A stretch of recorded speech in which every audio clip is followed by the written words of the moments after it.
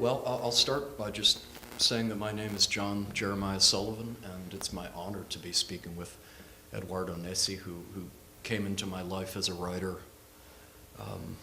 not too many years ago with the story of my people. But I can't even remember who sent it to me, and I didn't know your name. I just started reading it and was captivated by it, as a lot of other people were. And it won one of the major prizes I know in Italy. Will you tell us which, if you would? It's the Italian Strega Prize, Right. which is it's a strange name. Strega means witch, and it's a liquor. It's a liquor that is made in the south, and it used to be very popular in the past. And it's let's say it has a very particular taste. It's used for patisserie, or we drink it at the end of important dinners. Let's say it is a herbal taste. But apart from this, It's witch. So Yes, it's a witch, witch. the witch prize. Yes, the witch prize. And what kind of herb is it? Is it anise or like black Yes, licorice kind anise, there is something like it, but not licorice. It's something. They say there are so many herbs inside, and nobody really knows. Nobody but the makers really knows what they are. But it's a very uncommon taste, let's say. I see. And it's. How did that become the name of the prize? Because the people from the liquor, they establish the price, and they give the money for the prize, which the prize money is not much. It's $5,000, but it has a huge importance in terms of audience, because everybody speaks about it in Italy. And it's an award that went in the past to some of the most important Italian writers. So he has a story, and it's it's important. I mean, we writers don't have many chances to compete, so we don't know how to compete really. And so winning once was good, because I had never won anything before in my life. So. And you had come to writing relatively late in your life. Yes. I read science fiction only until the age of 20. And then I met a friend who is a very accomplished writer, Sandro Veronesi, who introduced me to, let's say, the other part of literature. And I started with Tolstoy. So I went from Theodore Sturgeon to Tolstoy, and it was very interesting. So everything has been a come down since then, if you start with Tolstoy. Right? Exactly. Yeah, that's a hard way to do it. Yeah, but you have to start with the hard part. Yeah. And then I started to translate from English, because that's the only language I can maybe manage to talk and understand and read. And but I used to write very small short stories, which Sandro used to read and explain to me how good they were, and he was dedicating me a lot of time. So I started to think that maybe there was something good in it, if he thought that they were good. And were they science fiction? No. They were contemporary life in Italy, and the character looked like me a lot. And then I realized that it was funny, because I realized that I printed all of them, I put them on the floor, and I started to think, why don't think about this and say that it is a chapter. It's not a short story, it's a chapter, because the character was always the same, the place was always the same, the language was more or less always the same, and so I said, let's see if it can happen, and apparently it did. It was a novel. It was turning into a novel in Yes. spite of itself. Yes, because I had a lot of problems thinking about the idea of writing a novel. And then this idea of considering the short stories as chapters really saved me and gave me the chance to try to start. It was important. I'd like to talk some about your new book, and I wanted to start by asking you about the title, which caught me as soon as I saw it. I know this line from my own teenage years, from listening to American Prayer, the poetry of Jim Morrison. And I was wondering if you found it there, or I know there was a movie of that title not too long ago, right? 2 or 3 years ago. Well, before answering this, I would like to say that I'm honored to be here with you and talking with you about my books and my writing, because I consider you one of the best American writers of our time. And so I deeply estimate what you're doing, and Pulphead is a masterpiece. I'm the one who's honored. Thank you for I saying just that. wanted to put this on tape. Thank you. Having said this, which was necessary, no, it comes from Jim Morrison, because I'm a fan.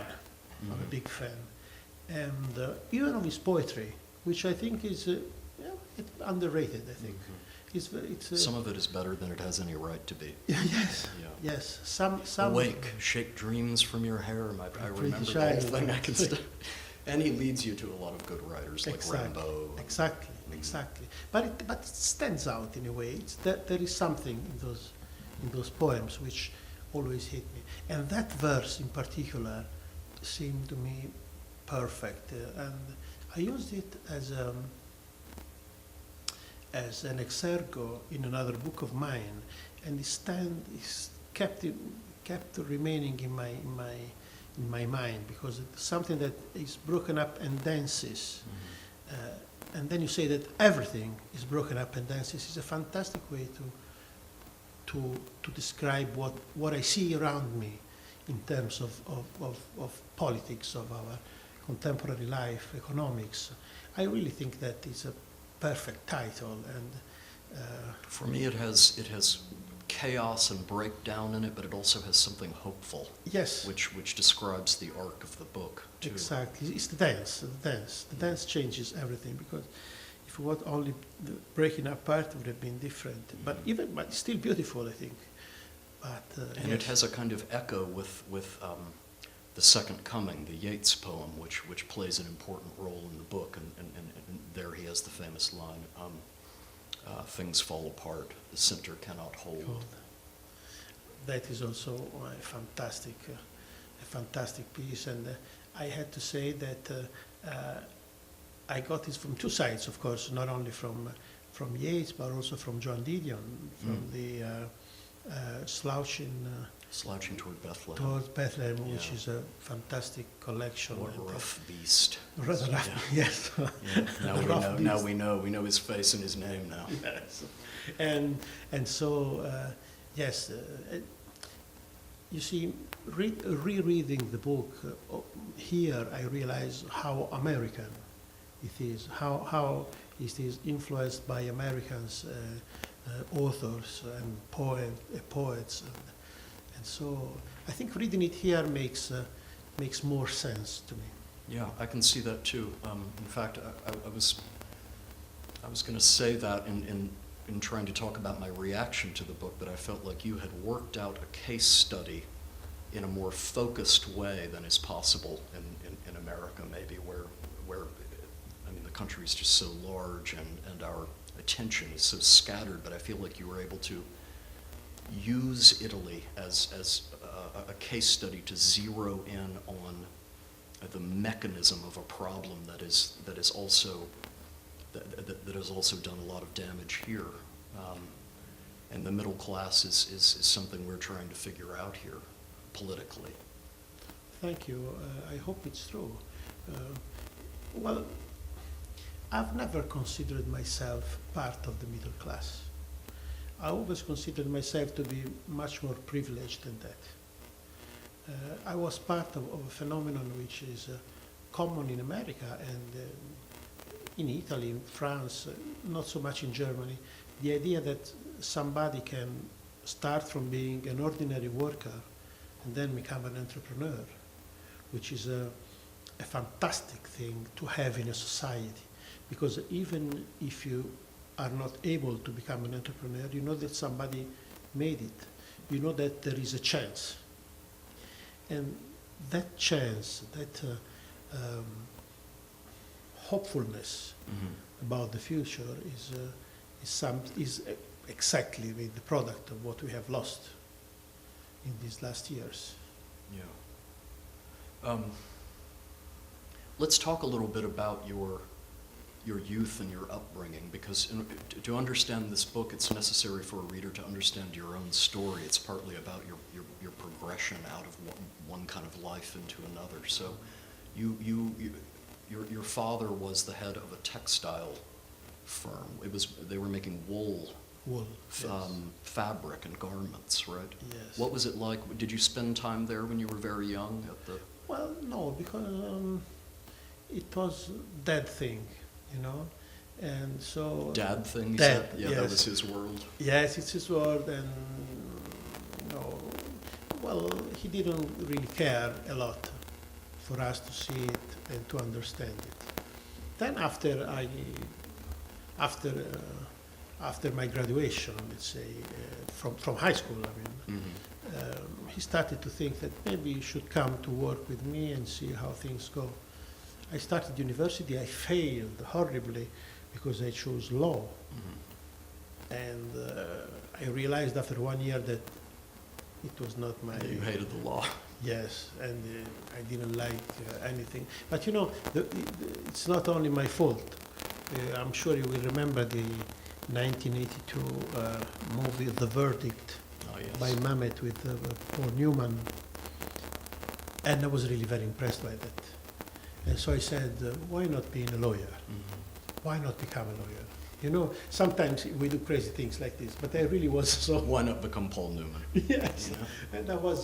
and I was very, very, very touched by that movie.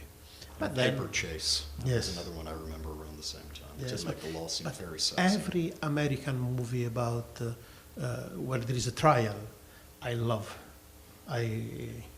You can't handle the truth. Yeah, we do that very well. Jack don't we? Nicholson. Yeah.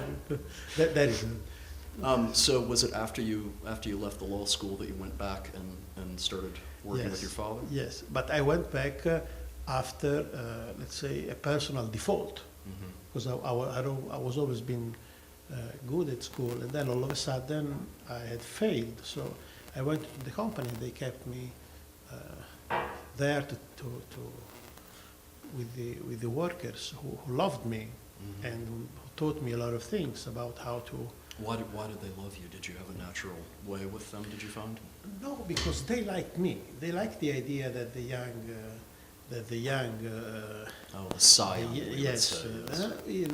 Instead of staying in the office, stayed with them to make manual work, to lifting the fabrics, and they liked that too. Yeah. It was no responsibility. This is important, I think. So it was the fabric itself, the material that appealed to you, not the running of the company, Exactly. the office.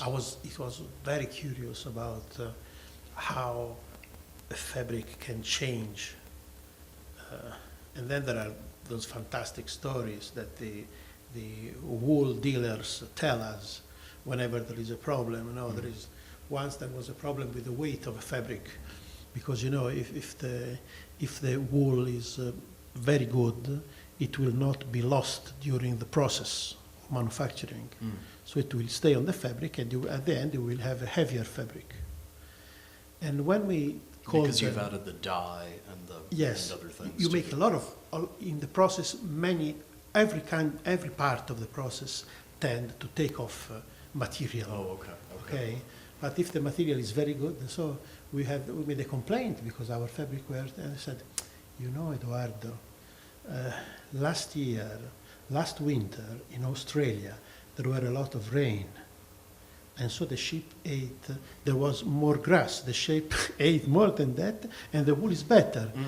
and then you see this is too good a story, you know. Like a wine. Yes, You know, and it's a I- very good year. And they kept on telling it. So there was this magical part of the work that really attracted me. So take me from the sheep to the factory. Would the wool arrive in a kind of raw form? Okay, we buy greige wool from Australia, Mm-hmm. and when the wool arrives after 1 month and a half of traveling on a ship, it's not like something you would recognize, because very often it's dirty, it's not totally white, and it comes from every part of the ship, so it's spotted. Will there be twigs and things? There will kind be of everything, mixed up? and wool and wood inside, Mm. little part of wood, and it has this smell, a very strong animal smell, which is good, which is good. You took pleasure in it. I touched it, and I opened the bales with these blades, were very dangerous too, and with a special saw, electric, they had so much pressure that when you cut one of the steel things that keep them together, Bands, boom, it would pop open. Yes, Wow. you pop, and you see the strength of the thing, Yeah. because you have to have the smallest possible volume in order to save on transportation costs. And that was beautiful. And then, because there is another part which is very interesting, a big part of what we were doing by recycling wool. Mm. There is a jacket like yours, when you will get rid of it, quite possibly it will end up in Prato. There was this Italian writer from Prato, Malaparte.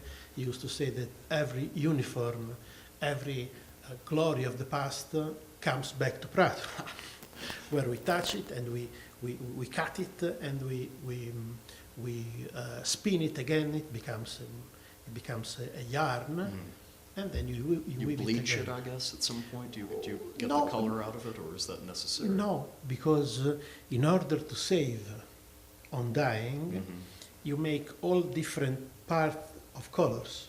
So dark blue, red, white, and then you make your dark blue with the dark blue of many other apparels. You know, Oh, okay. Indigo. that's being- indigo, yes.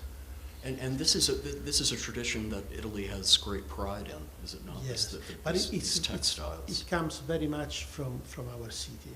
In our places, this is not, because you needed the people with the experience. It was a crazy thing. I mean, old people sitting on the floor, and you were touching something and deciding just by touching it what you could do with it.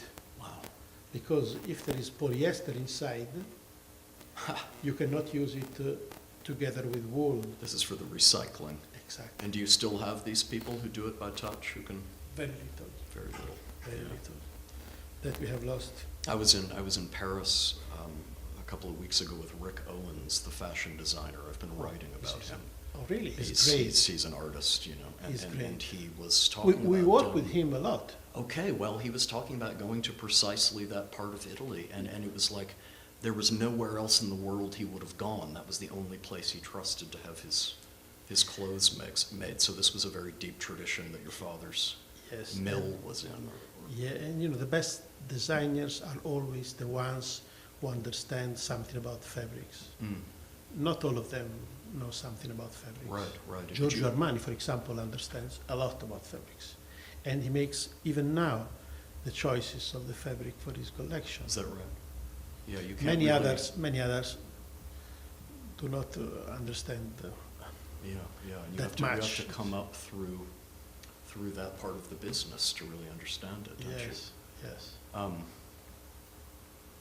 Now, before we get off the subject of the details of the factory, one thing that intrigued me in your book is, and in a piece that you wrote for the Times Book Review 5 years ago, is that you're sometimes asked to recreate very special garments or fabrics from movies and things. How did that happen? Who were these people who were asking for that? No, We wanted to do it. You wanted to do Nobody was asking. Ah. Because it was something, because, when you want to make, let's say, a beautiful cotton or linen quality, you have to go back in time, it. Mm. because the best had already been made. And so I was looking for pictures of Hemingway, of Malcolm Lowry, and I saw what they were wearing. Mm.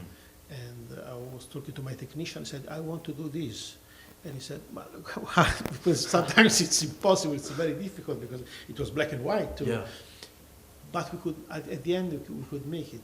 How did he do it? How did he break it down into No, what because needed to happen? you look carefully and you understand what kind of yarn you have to use, how big it has to be, Mhm. and how fine, and then how you put it in the loom in order to have that structure. Okay. But in the piece you wrote for the Times, there is it's a person asking for a certain, what is it, from a movie? I can't remember, on a periwinkle. Ah, garment. okay. This Yes, is also. it looks like the 80s in London, and a beautiful girl is wearing a beautiful periwinkle overcoat. The client says that it reminds him Yes. of a scene from a film by Antonioni. Yes, it was a customer that came to us with a picture and said, I want this color. I assume this was a person of means. No, he was, yes. I want this color to be made, and it is impossible to do, because there is every mistake you can do, you will. And colors have their own way of complicating things. Being daltonic, it's then even more complicated for me, because I didn't say it to everybody, this fact that I was daltonic. And I don't know why, but even in the company didn't say that. And so very often the technicians came to me and said, Edoardo, we have to decide if we send it to the customer or not. Look at the sample. You have to decide now. We have to ship them. And I said, and I learned how to do, because to me they were exactly the same. Wow. Exactly. For our American audience, you're You talking see, about color blindness. Yes, Right? and there's color blindness, Mhm. yes. And sometimes they said that one is red and one is green. And they couldn't That's the tell problem. which They look one. the same to me. And I learned how to do it. I said, I don't like them. Maybe we should not ship anything. And so the technicians got afraid, because it was their problem. So I said, no. And then they were giving me more details. And then I understood what was the difference. And after they told me, I could see it. Really? It's, it's very strange. That's the kind of thing Oliver Sacks After was they working said, about, you know. look, you see, this is more red. And I saw it more red too. Like you could tune into it. somehow, Exactly, if you- That's exactly. interesting. So knowing the truth would send me to the truth in a way. And so Did that you was have fun. chemists who were mixing these colors? Of Is course, that, of course. And so they worked for weeks to get this periwinkle. Right? Yes, because it was very complicated. Periwinkle is, it's fantastic color. It's violet, blue, and gray all together, and it can be very difficult to make. And tell us what happened with the factory. It wasn't a simple case of business drying up and you losing everything. You made a decision to sell it at a certain point in time, right? Yes, we after the triumphal entrance of China in the WTO, we found quite since the first day almost that the market was going against us. It was impossible to sell. Then we You noticed it very quickly. very quickly, extremely quickly, Mm. because tariffs it's a fantastic subject, because people say there has to be no tariffs in the world, but even now, for example, there is a tariff for Italian fabrics into the United States. It's 7%. There are tariffs on almost everything that China imports, on a lot of things that America imports. They are still there. So Europe decided to abolish all tariffs, almost unilaterally, So that's our idea of globalization. Yeah. And all of a sudden, our fabrics were no longer interesting in the sense that our quality was not needed anymore. The people were not willing So to spend. the taste of the consumer, the demand of the consumer it lowered itself somehow to accommodate what was being offered. Yes, if you think about the phenomenon of fast fashion, of these giants of low price fashion, you will see how it works. I mean, it works on you. You blackmail yourself because you go there, you see a jacket and it costs $49, and you say, beautiful it is not, but I might buy it. I could save the money for buying other things. And then you buy the jacket. Yeah. And you convince yourself that it was a good choice, that you spent a little. And then after, usually in average in England, it's 21 days, the people throw away the things because they don't like them anymore, maybe because there is a problem, some sewing has gone wrong, or you don't like the color anymore, or you go to the shop again and you see that there is another collection and there is another jacket you like more, and then you buy the other jacket. Engineered obsolescence, right? The thing is made to disintegrate and to be replaced. Exactly. Yes. But in your mind, it degenerates in your mind, because you just remember that you have made, let's say, a business, that you spent almost nothing for something that you care about. That's what stays in you. And then you keep on doing it. And that's the reason why Zara or H&M are giants, because people keep on buying. Do you mind if I read a page from the book? I would be honored to. There's this amazing passage here. What made me think of it is that you do this extraordinary thing here of following a process that is vast and global, and just contracting it down until it ends on what we wear, on bad fashion, essentially. It's not even one full page.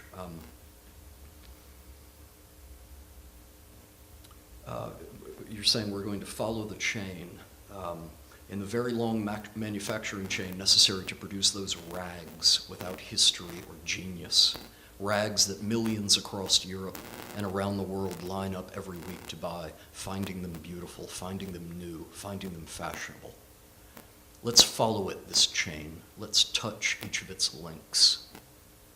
We start with the bottomless poverty of Uruguayan sheep herders or cotton farmers in Turkmenistan. Then we sit down alongside the hundreds of thousands of Chinese and Bengali and Laotian and Cambodian women who cut and stitch from dawn to dusk in filthy, poorly lit shacks, often before they've even turned 18. Then let's board the immense cargo ships subject to no nation's laws that ply the oceans of the world. And let's stand guard over the shipping containers packed full of rags. Now we dock in the icy ports of northern Europe, and we stand by watching, unastonished at the total lack of monitoring or inspection as the merchandise clears customs. We offload the containers and we load their contents into vans, and we race down highways late at night in order to get those damn rags without history or genius to the stores in time. And then we greet the dawn in the company of the window dressers, who work quickly to dress mannequins with the newly arrived rags, and we throw open the shop doors to the sales clerks who are going to sing their praises to the customers. The writing is wonderful, but it's also, I think, so precise what you're doing of taking this process down until finally. You read very well too. Now let's look at ourselves in the mirror when we put one of these damn rags. And let's ask ourselves whether the fact that we're wearing these tremendously undistinguished schmatas isn't the most glaring benchmark of the general decline in which we've forced ourselves to live. That is a brilliant passage. Thank you so much. So, but you were telling us about the decision to give up the factory. Yes.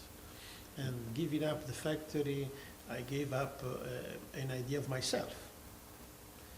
Because even if I was already writing, even if I had already failed a career at being a lawyer, I considered myself, in part, a textile entrepreneur. There were beautiful moments in that. There were blitz trips to Germany, where together with my agent, we used to drive on the highway at 250 kilometers per hour On in the order Autobahn.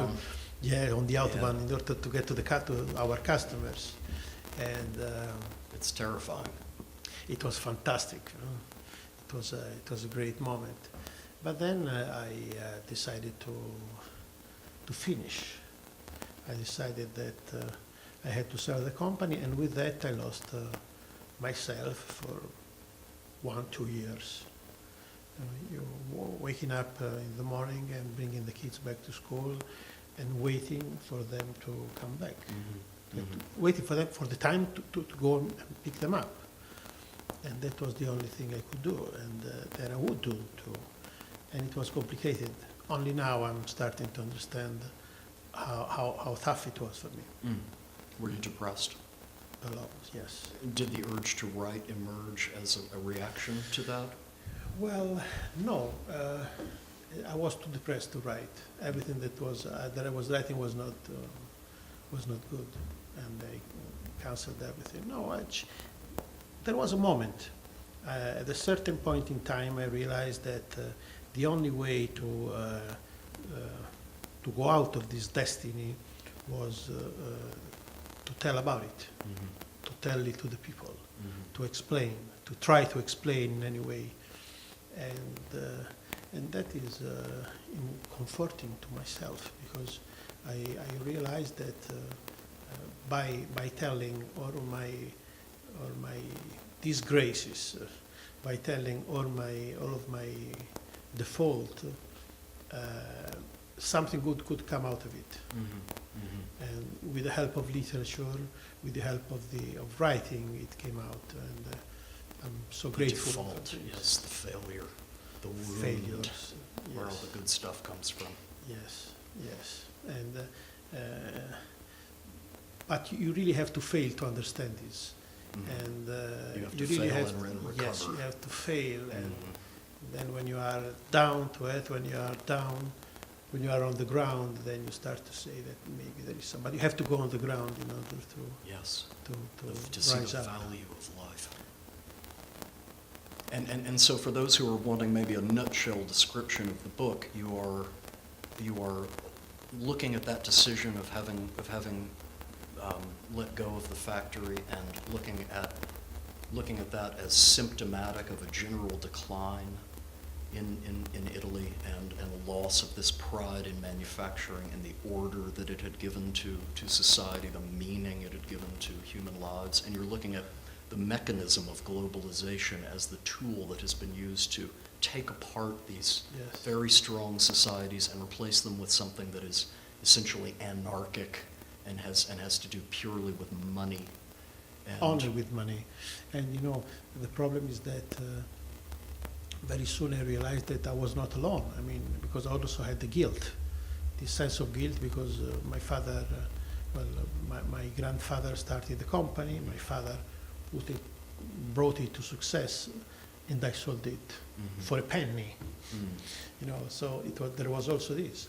So when I saw so many other people like me, why do you say that you sold it for a penny? Not to interrupt, but you mean because you I felt sold that you it sold for much very less than little. it was. For very little. Why did you?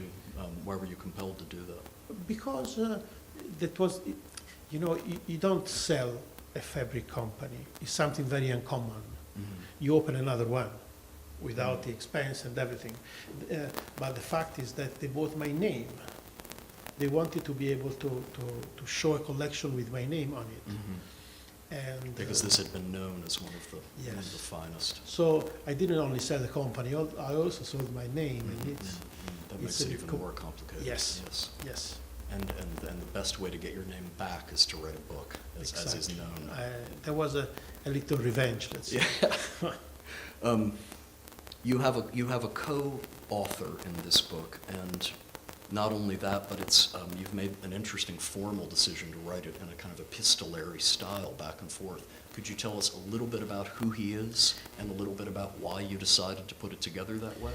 He's a money manager, one of the best in Europe. As a matter of fact, he won 3 awards.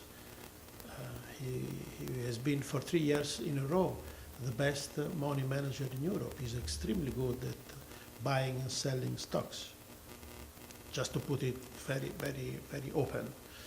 And we became friends when common friends used to say to him that he should meet me, and to me that I should meet him. And then when we met, I was a bit skeptical because, he was one of the master of the universes, as our friend Tom Wolfe would say. Yes. And I had my share of losing, as Frank Sinatra would say. But then we became friends. He was very worried about the state of the world, and just like me. He was And extremely... someone who knew a lot, Yes. obviously, about the circulation of capital around the world. So And- you found that you shared ideas. Yes, and I think that the pages in which he tells about the Greek crisis is very interesting, because he was one of the people who invested against Greece. So he was one of the people who were causing all the Greek disaster and the turmoil in Athens. But You have an amazing phrase that you apply to Greece in the book, patient zero. yes, It was patient zero. yes, he was of the patient decline. zero. Because after Greece came, Italy came. And we started to, just when in the same months when I won the Strega Prize, Italy was about to go down, where they were talking about a default, and we were thinking, what is a default? What does it mean for a country to default? I'm not talking about the American default that lasts 10 days and Right. everything goes normal. It could have been a perpetual default. So no more police on the streets, no more hospitals. What happens when you are in a default, when you cannot pay public officers? What happens? And so we had that problem. It's madness. And, yes, it's madness, and it's what, as you said before, it's only the search for money. Yes, and yes, and the money, and the money. It's not important for the money to reside in the country itself, even as long as the class that controls the corporations is sitting on it. But yes. This is this displacement that we're talking about. Corporations rule our world, and it's hard to accept it, because they're very good at hiding it in a way, Yeah. but they do. And so what about the back and forth, the letter writing technique that you wound up using? Did that just evolve, or was it a decision? Well, it was the only possible thing to do, because we realized that if we were going to stay together and to put everything together, it would have been a disaster. So we had to be different. We are two different people, two different voices, two different stories, and so that was the only way we could work it out. And so you're working out disagreements as well as you go course, along. Of course. We exhibited the disagreements. How do you both feel about the book now that it's, We're very happy. you both feel that you were fairly represented Well, in the exchange? I don't know, fairly is a different... Too strong. It's difficult. It's a difficult term, but we are happy with the book. Yeah. So there's another chapter in your biography that winds up playing into this story, which I mean, and already I find it interesting because it's so rare in America to talk to a writer who has a lot of real world experience. I think because we get sequestered off so early into these MFA programs and things. And this is one of the things that excites me about your writing, and that I remember first picking up on when I read the story of my people is, this is a person who started writing because he had something to say, not because he was in love with the idea of being a writer, and it just had a different tone as a result. But you have followed a path back into real world events. Will you tell us a little about that, about your most recent career in Italy? Well, you know, it's funny. When I won the prize again, many politicians started to say, "Why don't you come into the parliament to say the same things? Why don't you bring your defense of the small businesses and bring it to the higher role, to the higher stage?" And I said yes. It was very naive on my side, but I felt that it was the thing to do, because you know I felt, and I feel that I've been privileged all my life, even in my failures. And so in my mind I kept thinking that I had something to give back. It was not true, but I did it. And I went into the Italian parliament where in the Chamber of Deputies we have 630 members, and in the Senate we have 315. So there are almost 1,000 members of the Italian parliament. That can give you just an idea of how things are difficult to work out with these numbers. And there were 5 very difficult years. I couldn't adapt to this life, to the fact that my opinion was totally unimportant. You know, for a writer, this is very hard to accept. Yeah. We love to Both think. are reality and unacceptable. We love to think that we are, you know, the rulers of the world, that we know everything. And when I landed there, I realized I had nothing to say. I had nothing to say that could change things, and nobody was really interested in changing things. And the decline I was seeing inside the society and around myself was simply going to go on, to continue. And that's when you decided to run, Yes, to get more involved. yes. And as a matter of fact, today is my last day as a member of the parliament. Are you serious? Yes, now. May I shake your hand? Good service. Thank you. And But you do feel pretty despairing about that experience. well, I was honored to do it. I'm also very glad it finished. I couldn't give a contribution, not only the contribution I expected, but even the one I could give. It's this idea of having to do everything that I am able to do is totally wrong. I have to start to think that there are something that even if I can do them, it's not good that I do them. This is difficult. This is difficult, you know very well, I think. Yeah. I think we're winding up on time, so I wanted to ask one last question, which has to do with the use of the term middle class. The subtitle of the book is "The Crushing of the Middle Class," and that's a term that we argue about a lot here in the States, where we don't believe in the existence of an upper class. You can be middle class until you make $999,000 a year. But so I wanted to just ask a little bit about what the term means to you, how you apply it to Italian society, what it has to do with globalization, and that sort of thing. Well, it's difficult to give an answer, because you keep thinking about that middle class are the people that you see in Frank Capra's movie. People with a dream, with a small business, and with a big hope of getting to do something more in life. More or less, it's a very naive but effective thing of thinking about middle class. When I think about middle class, I think about these people. People who work in banks or have small works or small businesses or small shops. But What about the men who were working in the factory? They- Would you have defined them that way? well, in Italy usually we say it's classe operaia, so the working class. But again, they were a different working class in Italy. Very left-hand,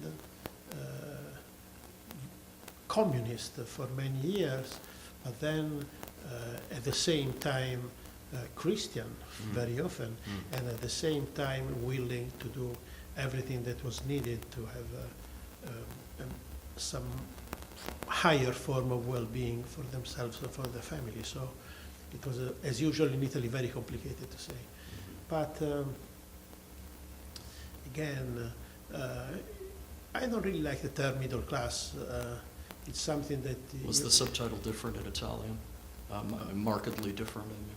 Yes, yes. In Italian it was l'ingranaggio celeste.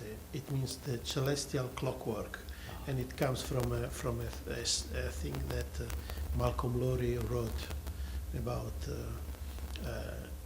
a celestial clockwork that is in the sky and decides our life, and it moves, and we don't see it, we don't hear it when it's there.